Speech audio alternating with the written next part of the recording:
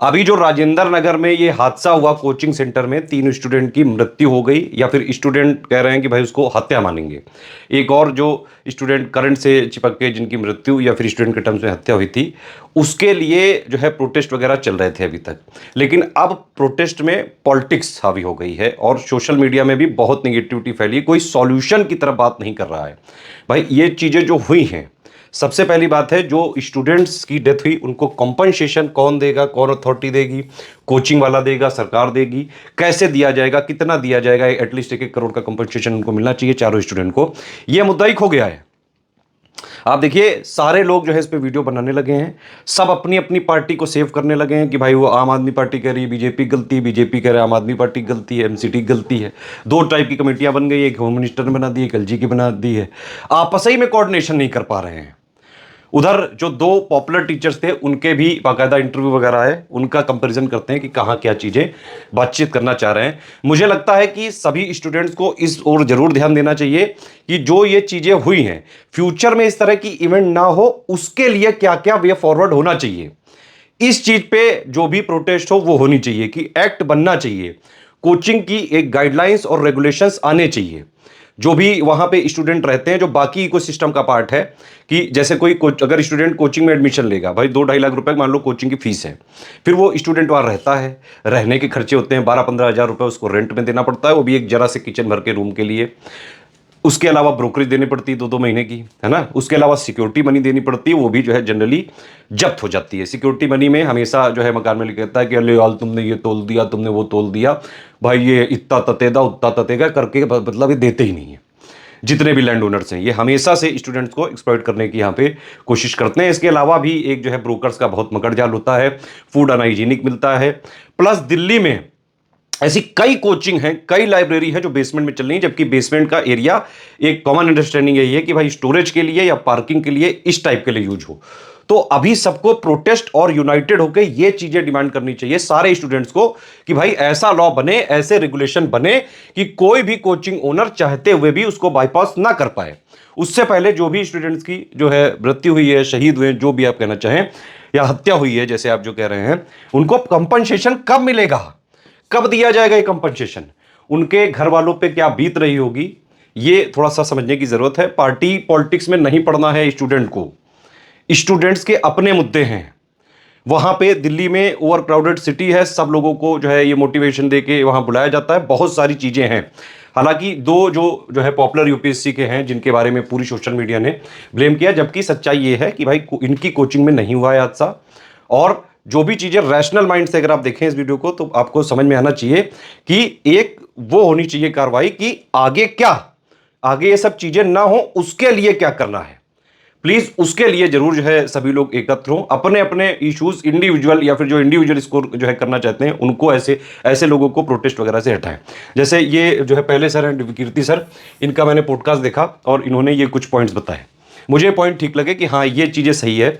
और ये जो ब्लेम है कि भाई कौन किस पे ये डाला जाए, अब जैसे राव आईएएस में ये इंसिडेंट हुआ, ठीक, इनके में भी नहीं हुआ, कीर्ति सर के में भी नहीं हुआ, ओझा सर की भी कोचिंग में नहीं हुआ।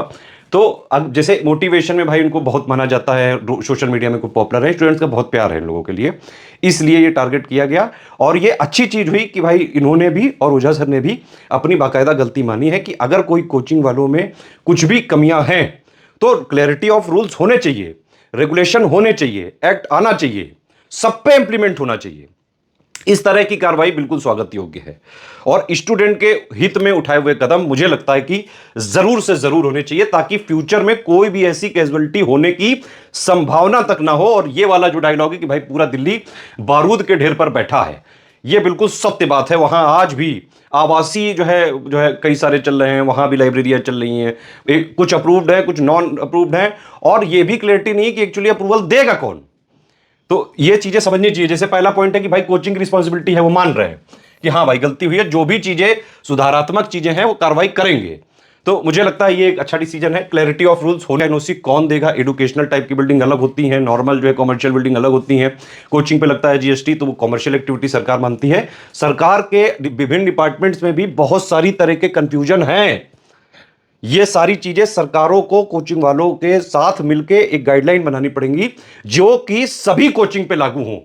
कीर्ति सर की भी, ओझा सर की भी, और सबके पे जो भी ऑफलाइन प्रेजेंट है उन सारी कोचिंगों पे। दूसरा कि भाई ये जो है एजुकेशनल बिल्डिंग का क्राइटेरिया कौन डिसाइड करेगा, यही नहीं अभी तक हो पाया। इलीगल कंस्ट्रक्शन बहुत ज्यादा है दिल्ली में, बहुत ही ज्यादा है। ये जो नॉर्म्स है वो मतलब हमेशा जो है अवॉइड किए जाते हैं, और करप्शन बहुत ज्यादा है। एक बहुत बड़ा रीजन करप्शन भी है। करप्शन ना हो तो ये सब चीजें हो ही ना पाए, ठीक है।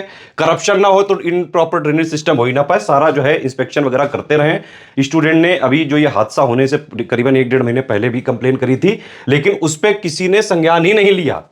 क्यों नहीं लिया? क्योंकि भाई करप्शन है। जब तक उनको पैसा खिलाया नहीं जाता है तब तक चीजें नहीं होती हैं। और अब जो करा जा रहा है कि भाई कोचिंग सील कर दी, ये वो वाली कार्रवाई है कि मतलब कुछ लोग हो गए तब आप एक्शन क्यों ले रहे हो, पहले से क्यों नहीं जागृत रहते हो? तो यहां पे सारे स्टेक होल्डर्स को जो जो चीजें सुधार करनी है वो सारे लोगों को करनी चाहिए। इवन कोचिंग इंडस्ट्री पूरी तरह से तैयार है, सरकारों को भी यहां पे कोऑर्डिनेशन बनाने की जरूरत है।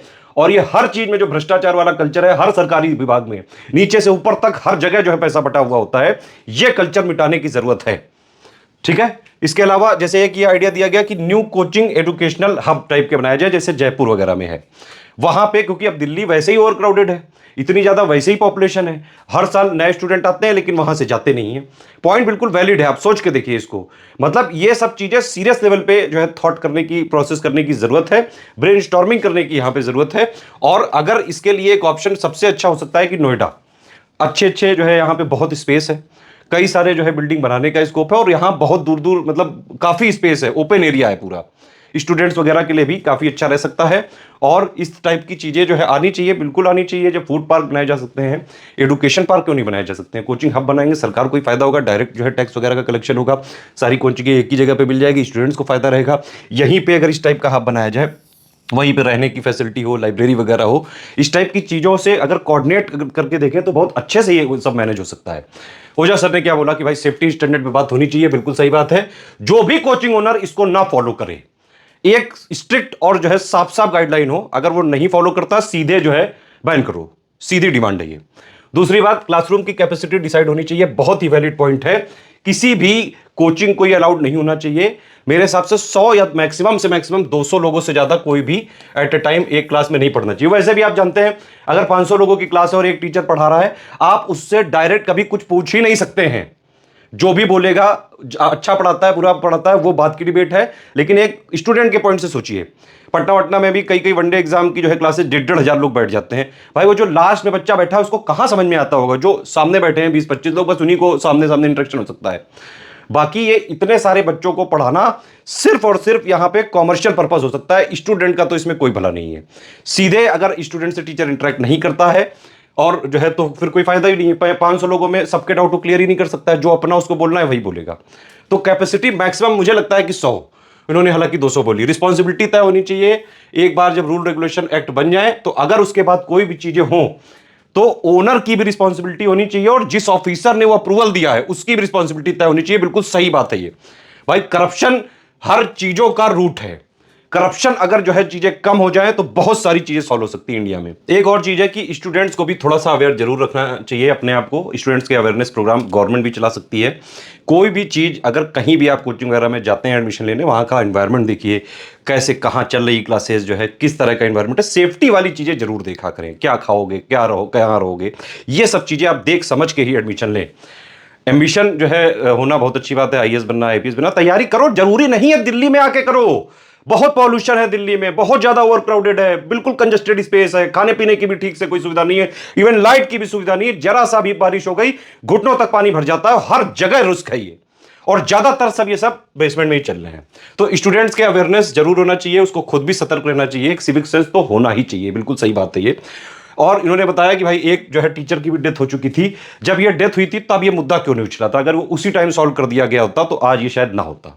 पॉलिटिसाइजेशन ना करो प्लीज। तो वे फॉरवर्ड इसका यही हो सकता है सबसे पहले कि भाई उन स्टूडेंट्स को कंपनसेशन दिलवाइए प्लीज। पहले ये बात करो। प्रोटेस्ट की सबसे पहली बात यही होनी चाहिए कि उनको कितना कंपनसेशन कब तक मिलेगा, ठीक है। और जो लॉ बनवाना है उसके लिए सुधारात्मक कार्रवाई के जो है दिशा में आगे बढ़ना चाहिए। पॉलिटिक्स आपस में नहीं, आप कह रही बीजेपी की गलती है, बीजेपी कह रही है आपकी गलती, वो कह रहे हैं एलजी की गलती, वो कह रहे हैं होम मिनिस्टर की गलती, वो कह रहे हैं कोचिंग वाले, सब कह रहे हैं कोचिंग वालों की गलती। तो मतलब भाई अगर ऐसे सब एक दूसरे पे आरोप प्रत्यारोप करेंगे तो सॉल्यूशन कब निकलेगा?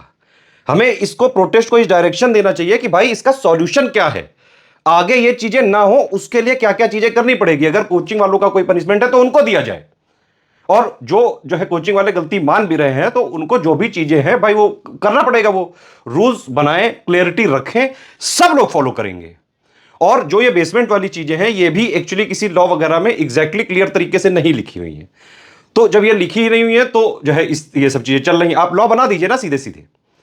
भाई ये तो सरकारों के हाथ में है कि भाई क्या चीजें होनी है, कैसे होनी है। मैं तो कहता हूं ये कोचिंग का तो पूरा रेगुलेशन हुई, फीस, बल्कि इसके अलावा जहां पे स्टूडेंट रहेगा, room rent, brokerage, security, overcrowded, unhygienic, सारी चीजों पे रेगुलेशंस होने चाहिए। क्या लगता है आपको, कमेंट करके बताइए। एक चीज और है कि मैंने दिव्यकीर्ति सर को और ओझा सर के दोनों को वीडियो सुने, और एक बात और है, कई सारे स्टूडेंट जैसे मुझसे कह रहे हैं कि चलिए आपने सपोर्ट किया। मेरा सपोर्ट हमेशा से स्टूडेंट्स के लिए ही रहता है, और मैं कभी इन लोग की पॉलिसीज को जरूर क्रिटिसाइज करता हूं, लेकिन ऐसा कोई मेरा पर्सनल वेमिनस या दुश्मनी नहीं है किसी से भी। ठीक है, अगर कोई चीजें सब मिलके सुधार सकते हैं सिस्टम को, तो बिल्कुल जो है आगे आना चाहिए, आगे बढ़ना चाहिए। मुझे तो लगता है कि स्टूडेंट प्रोटेस्ट को ये डायरेक्शन जरूर मिलना चाहिए। प्लीज, वहां पे मैंने देखा है कई सारे कॉलेजेस, बड़े बड़े कॉलेजेस के लोग आके थोड़ी सी पॉलिटिक्स वगैरह करने लगे हैं, सरकार को घेरो, सरकार को ये करो। अरे उससे हो क्या जाएगा, जो स्टूडेंट है उसको कंपनसेशन कैसे मिलेगा, ये आप समझाइए मुझे। और देखिए, जो स्टूडेंट्स के पॉइंट है, बिल्कुल आपको क्रिटिसाइज करने का अधिकार है, आप जो है गाली गलौज करते हैं वो भी आपका अधिकार है। जब टीचरों पे इतनी प्यार मोहब्बत उड़ेलते हैं तो गाली भी जो है देने का आपका बिल्कुल वो है। लेकिन एक जो है सॉल्यूशन तो अपने को देखना पड़ेगा मिलजुल के ही। क्या लगता है आप लोग को, दिव्यकीर्ति सर, ओझा सर के जो भी कमेंट्स हैं, क्या लगता है आपको, ये जो है सिर्फ दिखावाबाजी है, मीडिया टीआरपी लेना है, कि सही बात यहां पे सुधारात्मक कार्रवाई के लिए सब लोगों को आगे मिलके एटलीस्ट आगे चीजें ना हो उसके लिए प्रयास करना चाहिए?